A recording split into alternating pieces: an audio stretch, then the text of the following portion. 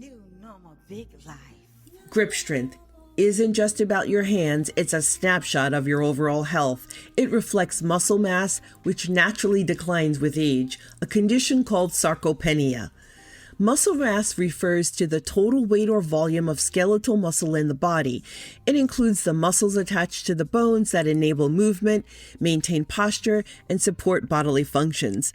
Muscle mass is different from fat mass and bone mass, and it's often measured as a percentage of total body weight or in kilograms or pounds.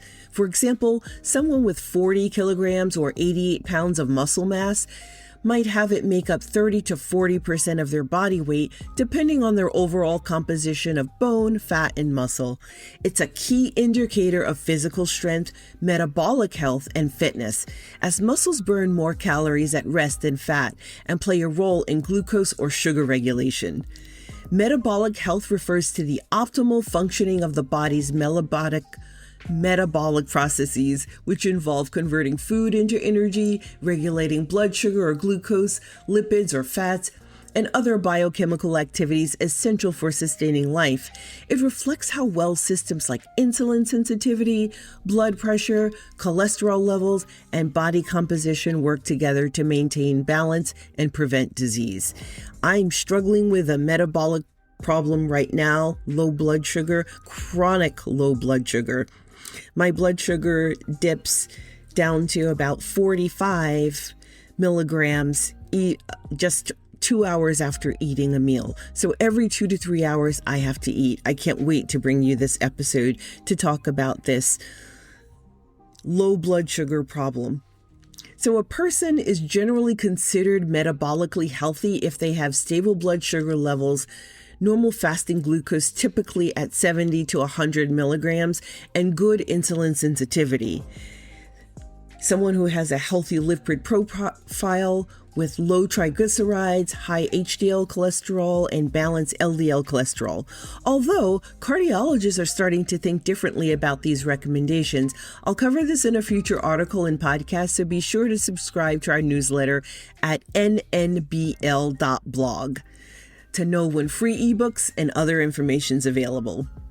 You also want to have normal blood pressure below 120/80 and healthy body composition, adequate muscle mass, and low visceral fat. That's fat around the belly. No chronic inflammation is also a good indicator of good health, and it's indicated by markers like C-reactive protein. So let's take a moment to understand visceral fat, as it's an important factor to your good health. Visceral fat is that fat stored deep within the abdominal cavity, surrounding organs like the liver, pancreas, and intestines. Unlike subcutaneous fat, which lies under the skin, visceral fat is metabolically active and can release hormones and inflammatory substances that negatively affect your health. So here are key points to understanding the harm of visceral fat. First is location. It's found in the abdominal cavity, not directly visible, but measurable via imaging using a CT or MRI, or indirectly through waist circumference. For example, a waist circumference greater than 40 inches in men or 35 inches in women suggests higher visceral fat. There are health risks. Visceral fat is linked to poor metabolic health, increasing risks for type 2 diabetes, heart disease, insulin resistance, and inflammation due to its proximity to vital organs. And the impact: it can disrupt insulin sensitivity and lipid profiles, contributing to conditions like metabolic syndrome, which I'll explain more in a moment. So for example, someone with 40 kilograms of muscle or 88 pounds of fat might still have high visceral fat if their diet or lifestyle promotes abdominal fat accumulation, negatively impacting their metabolic health. So reducing visceral fat includes exercise, especially aerobic and resistance training, a balanced diet low in refined sugars, and stress management. While a dynamometer measures muscle strength, it doesn't directly assess visceral fat, but strong muscles can support fat loss through improved metabolism. So what is metabolic syndrome? Metabolic syndrome is a cluster of conditions that occur together, increasing the risk of heart disease, stroke, and type 2 diabetes. It's closely tied to poor metabolic health and is often linked to excess visceral fat. Now, I don't have excess visceral fat, but I'm about to start seeing an endocrinologist to see if I might have metabolic syndrome. So metabolic syndrome is diagnosed when a person has 3 or more of the following, which I do not have. All of these. I only have the one issue with low blood sugar. So abdominal obesity, waist circumference that's greater than 40 inches in men or greater than 35 inches in women, a high blood pressure that's greater than or equal to 130/85, or an antihypertensive or on an antihypertensive medication. Someone who has high fasting blood sugar greater than 100 milligrams, or someone who's on glucose lowering medication, which I am not, and high triglycerides greater than or equal to 150 milligrams, or on lipid lowering medication. And then there's low HDL cholesterol, which some doctors are disagreeing with this, and we'll talk more about it later. But if you have less than 40 milligrams for men and less than 50 milligrams for women.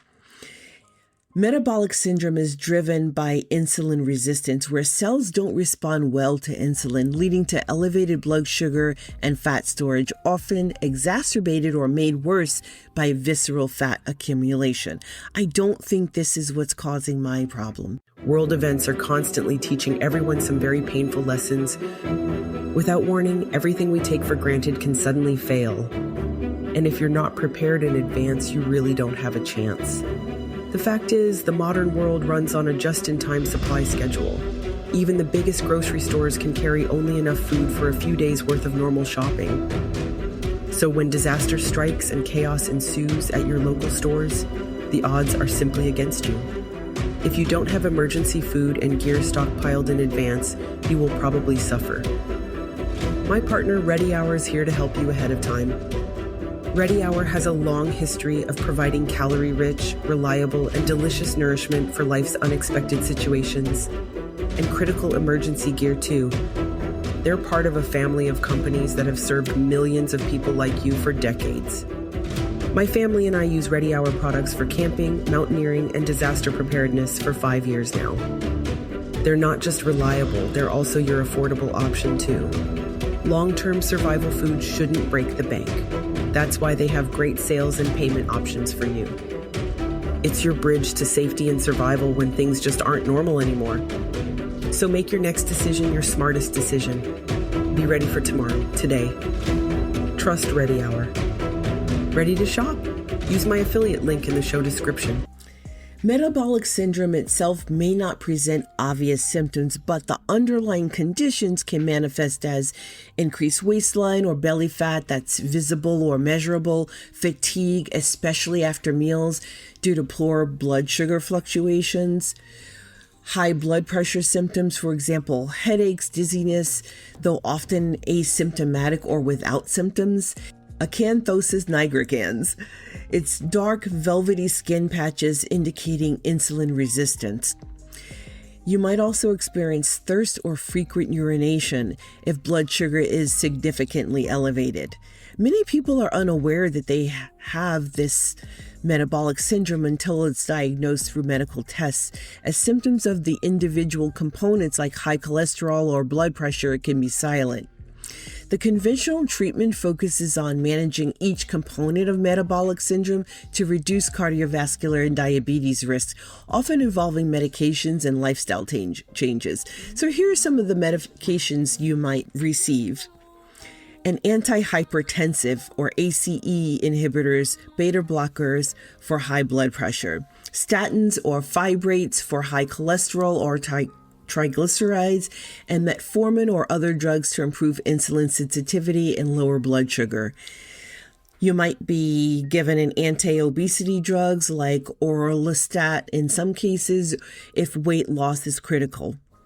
Then there's medical monitoring, regular checkups to track blood sugar, blood pressure and lipid levels. Tests like the HbA1c, fasting glucose, or lipid panels to assess progress.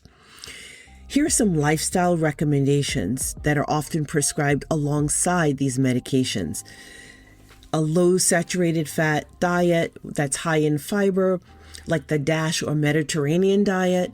Exercise at least 150 minutes per week of moderate aerobic activity like brisk walking, plus strength training, which ties to your muscle mass question, as 40 kilograms of muscle supports metabolism.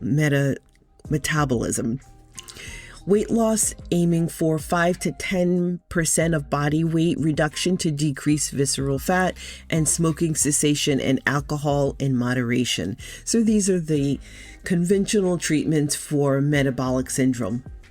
Here are the natural approaches to aim to address the root causes of insulin resistance, visceral fat, and inflammation.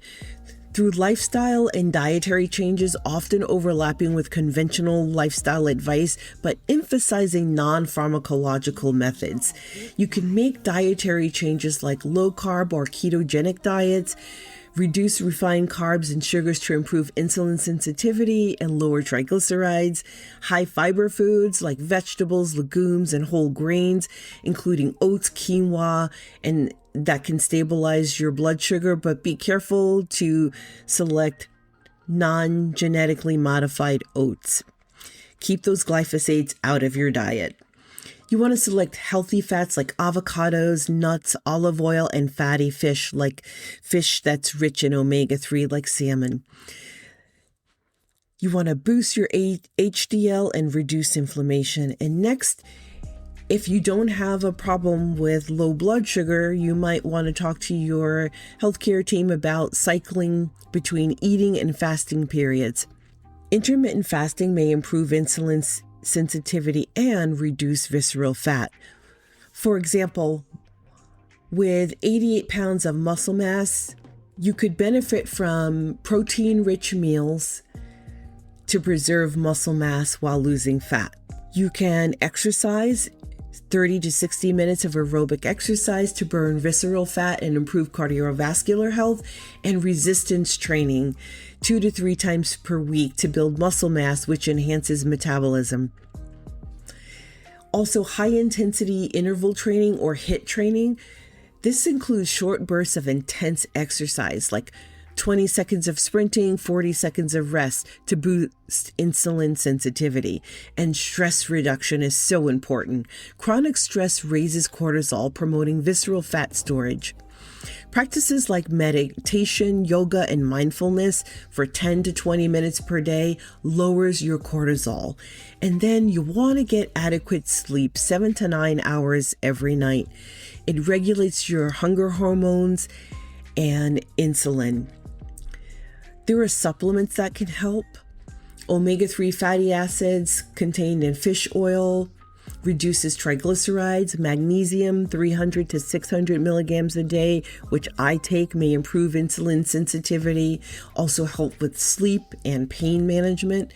Berberine at 500 milligrams 2 to 3 times per day may lower blood sugar and lipids. It works in a similar way to metformin.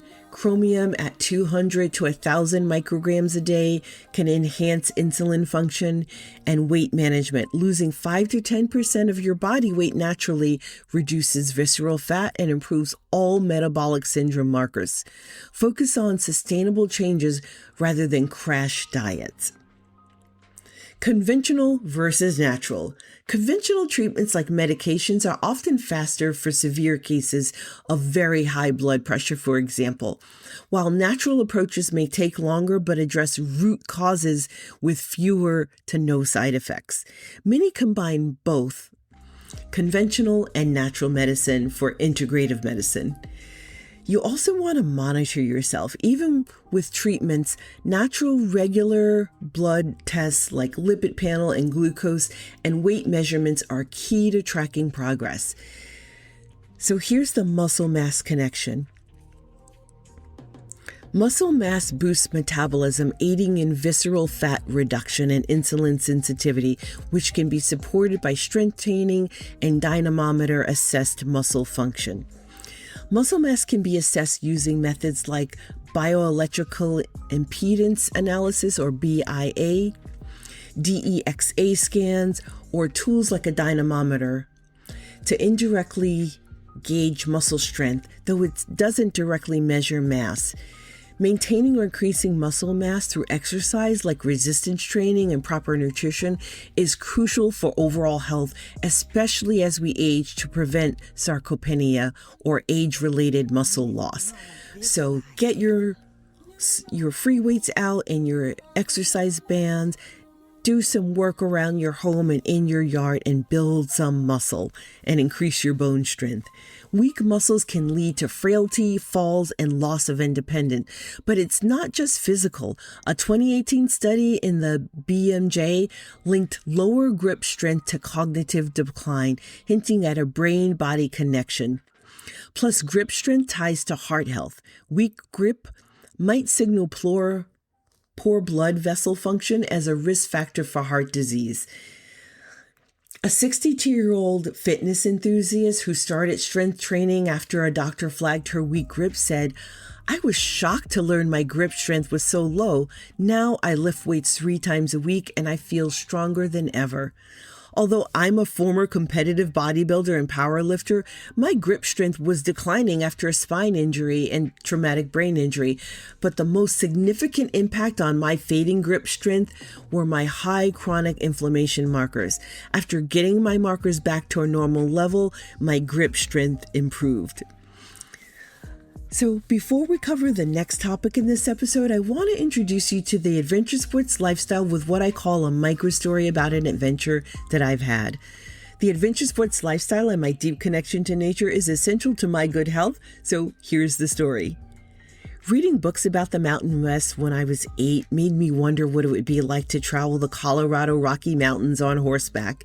After moving to Colorado, which I no longer live there, but when I did, I took a horsemanship course and learned to ride. In the spring of 2023, I rode a chestnut stallion in the foothills of the Colorado Rockies. I traveled by horseback across the Big Thompson River into the forests, grasslands, and cliff edges barely wide enough for the horse's hooves. The weather ranged from cold and wet to sweltering hot in an afternoon, challenging my grit and riding abilities. This way makes my life worth living. It was my horse and me versus nature, and I proved myself to be an authentic cowgirl that day, according to our wrangler and trail guide. I did that. I hope this inspires you to get outside and adventure alone, with friends, or the people you love most. Now back to our discussion on how the grip strength data connects to longevity.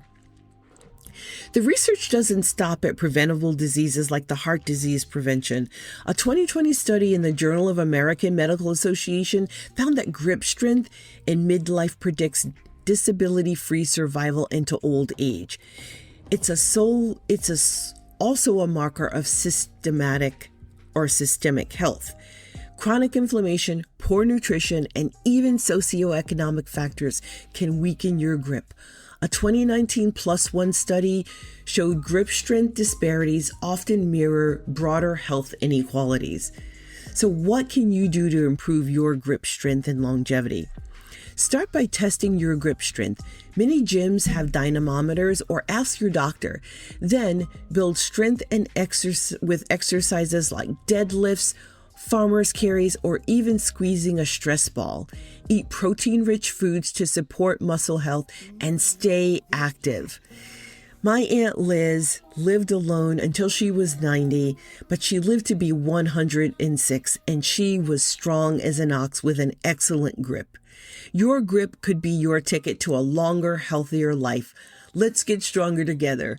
Until next time, friends, I'm Antoinette Lee, your wellness warrior here at the New Normal Big Life podcast. I hope one day to see you on the river, in the backcountry, or in the horse barn living your best life. If you're struggling with pain or seeking natural health solutions, don't miss our latest podcast episodes, exclusive blog posts, and free ebooks packed with life-changing wellness tips. Join our newsletter at nnbl.blog to unlock the bonus content and start living your best life today. Since 2012, the Health Ranger store has been answering your calls for a trustworthy, responsive, and affordable source of health-focused products. Built from scratch with its own US-based fulfillment center and dedicated in-house customer support, they've got you covered. From nutritional supplements and superfoods to storable foods and preparedness gear, they offer competitive prices on top-quality, lab-tested items. I'm excited to partner with the Health Ranger store to bring you the purest, most reliable products out there. Ready to shop? Use my affiliate link to get started.